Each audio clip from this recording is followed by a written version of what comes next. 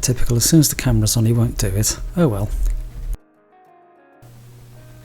Hello and welcome back. So in this video we are going to be restoring a Dinky Nash Rambler number 173. So these were made sometime between 1957 and 1962, and as you can tell from the shape of the vehicle, it's what's known in the UK and Ireland as a estate car, and in America you call them a station wagon. So basically they're just your saloon car boxified to allow you to put more stuff in it, or families, or I don't know, extra shopping. So as you can see, this one's a bit rusty, and it's lost its tyres. What a surprise. And it's also been run for a while without its tyres because there's a bit of damage to the wheels. We should be able to keep those anyway. Since your axle's a bit rusty. And on this model as well, you can tell it hasn't got an interior. They were never made with them. So as you can probably tell, this is the sort of salmon pink and blue version, which someone's tried to make look a bit more exciting by painting it black and blue. And frankly I hate that pink colour anyway, so when we restore this we are not going back to pink, we're going to try something a bit more period. Now funny enough, also researching this car, I was looking at the slightly earlier iteration of the real car of this is based on, which is more sort of rounded, and it kind of looks more like a toaster. That's the best description for it. If you look it up on Google, you'll know what I mean. And actually I think it's cooler, the earlier model of this, whereas this is just a bit, well, if I'm honest, a bit square. But still, even so, it's still very sort of what I would think of as being American 50s, 60s. Okay, so first things first, we'll get that rivet off that's holding it together. As you can see, it's held by the one rivet, and it's got a sort of hinged piece at the back, which has been disguised as a number plate. So we'll just drill that rivet out with our flattened drill bit, and we'll have the car apart. Obviously, because it hasn't got an interior, this is going to be a very simple vehicle.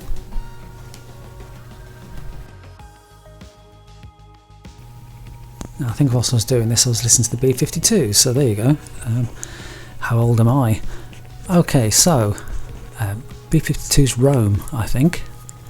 So anyway, as we've got this apart now, you can sort of see the base plate's a bit rusty, but actually it's fine. A bit of a buff, and it'll be okay. And even the wheels will come up alright.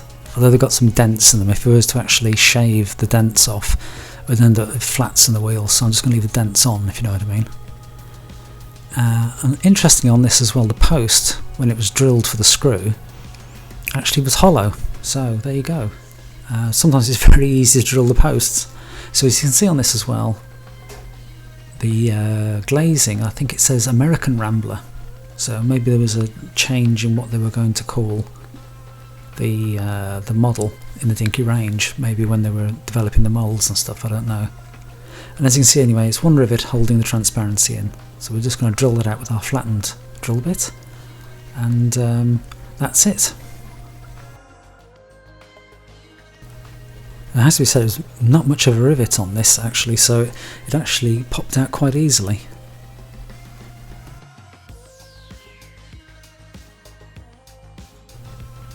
And it has to be said, considering the age of this model, the clear part's actually not too bad at all. It's just very dirty. It's got a bit of paint on it, but I think that'll clean up okay. It's got the usual crack in it from the initial rivet, but I think that'll be okay.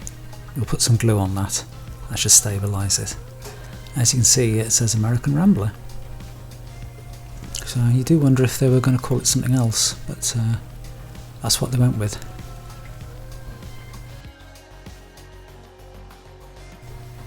So as you can see, having given the transparency a bit of a wash, there's a little bit of black paint on it. It's not too bad. So what we're going to do is we're going to put it in a little bowl, we're going to drown it in brake fluid, and we're just going to leave that overnight and see how it gets on.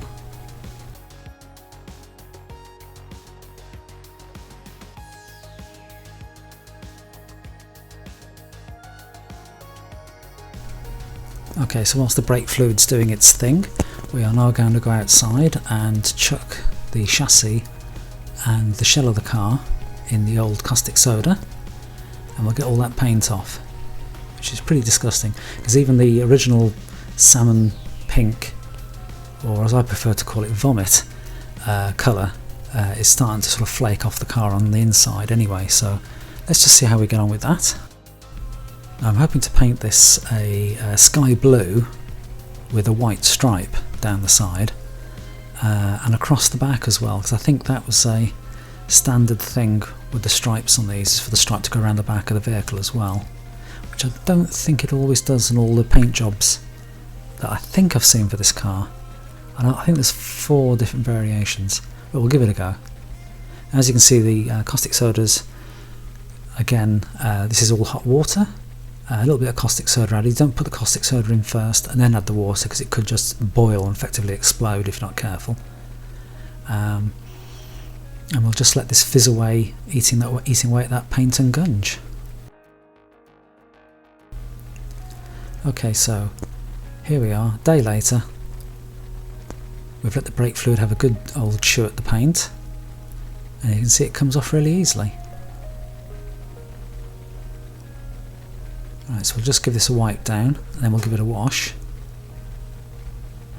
The other thing sometimes I notice when you use the brake fluid is the clear parts, it sometimes leaves them foggy afterwards. So we'll see how this gets on. Okay, so the transparencies come up slightly cloudy after it's dried, but that we can just fix that by giving it a bit of a polish. I had to stop re-record this because my wife started shouting at the kitten because it had just jumped out and clawed a leg, but I decided just to hide. Okay, I did record my buffing the base plate and the shell of the car, but the video corrupted and Adobe won't load it, so we'll just assume that I did it, but it was all nice and shiny, both of them. So we're just spraying the base plate black gloss. I think this is just some cheap black paint that I got from sort of home budget shop, so it was only like €2 or something, €1.50. No money.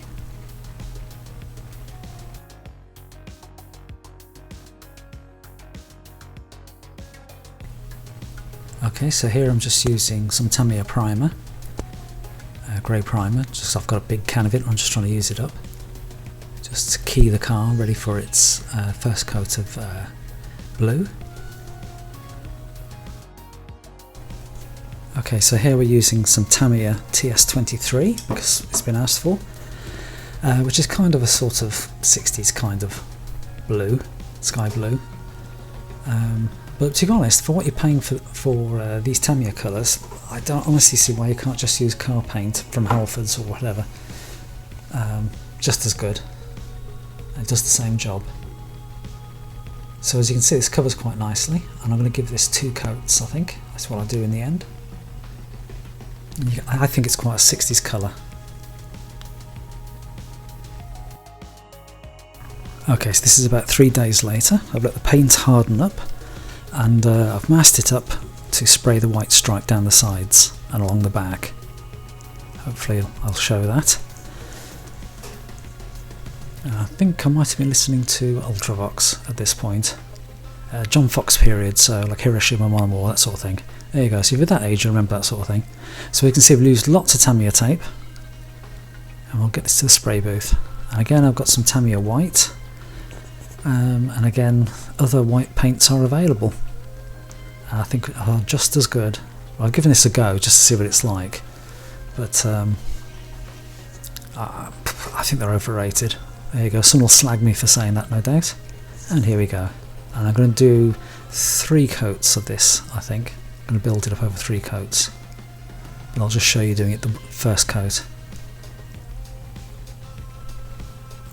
Now what I should have done here is taken someone's advice from previous comments where use some clear varnish or clear coat first, and that will stop the white, the paint from running down under the tape, which I thought was a very good idea, but I didn't do it because I'm an idiot.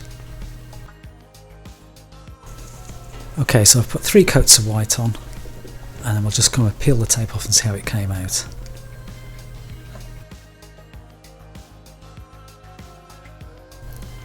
I think if the sides of this model had been smooth, masking it would have been easier, but I think the raised detail for the stripe actually makes it harder to mask it. So it was a bit of a nuisance. So I think I'll still probably get some paint around this, so I might have to touch this up afterwards. It's very tempting to paint this car one colour, but there's always a two-tone paint job on this car, and it seemed to be in real life quite a common thing for it to be two-tone as well, so I thought it has to be done. Not going to skimp on it. No, it's not too bad. So anyway, so now what we'll do is we're going to do some detailing, and we're going to use our old friend the Vallejo aluminium paint. Focus, there you go. And what we're going to do, it's a nice water-based paint, it doesn't give any weird smells, unlike the Tamiya stuff, which has got loads and loads of health warnings on it. So, you know, Tamiya's kind of telling you if you use this you're going to die, whereas Vallejo's basically saying toddlers can play with this stuff. So what we're going to do is, probably not, but I'm just exaggerating there. So what we're going to do is we're going to mimic the classic Dinky detailing on this, which is a silver bumper and silver grille and headlights, and I might just do the little side lights as well on the bottom, or the bits of chrome, whatever they are. I might do that as well. Now, apologies for the vicious editing, but obviously I'm trying to keep the length of the video down to something that people might want to watch in a week rather than a few minutes. So as you can see, I'm just sort of detailing the grille. Now there is a video on YouTube somewhere from Pathé, I think, at the Dinky factory, and it shows these things being painted. You can see them sort of hold them up to a hole in a piece of metal, and the paint sprays through the hole like the mask to paint the various details. I think they do them 2 at a time or something. So that's why sometimes the paint goes over the edges on the real vehicle. So see up here, I'm just going to do the back bumper.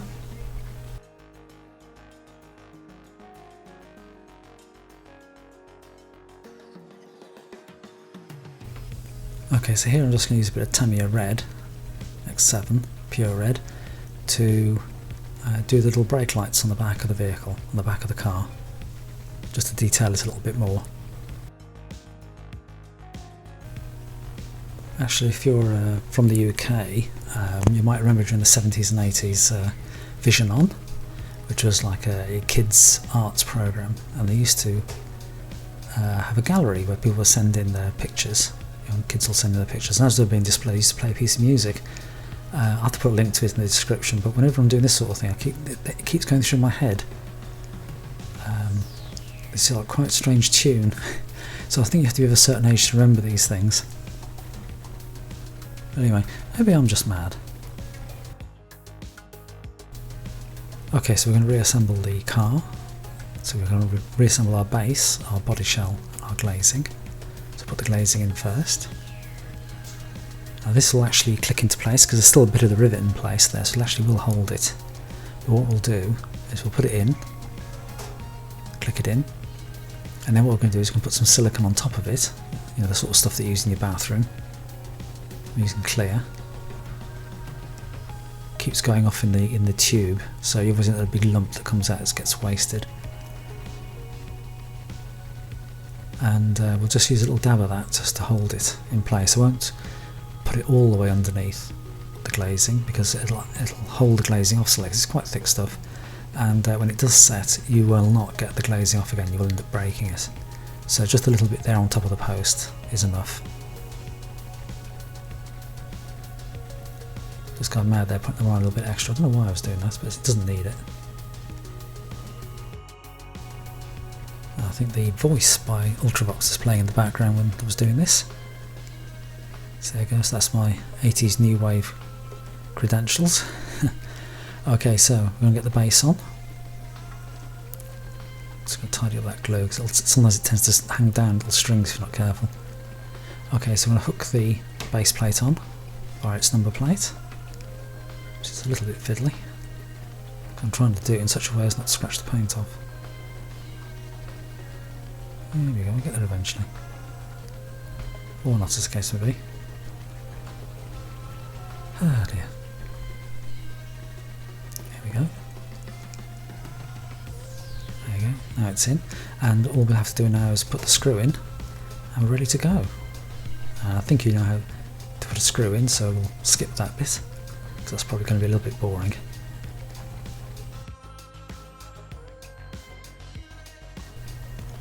Okay, considering what we started with, this has come out quite nice. So I've gone for this sort of blue and white paint scheme. Silvered the front of the car as it was done originally. I've just added a little bit on the sides there, on that little chrome work, because that seemed to be a thing of the real car. We've cleaned up the glass and the glazings, and we've put some red stoplights on it as well. So it's not too bad. So if you liked what you've seen, please subscribe, click the little bell thing, and I'll see you in the next video, which is going to be an aeroplane. So I think you'll find it quite interesting. Okay, thank you and goodbye.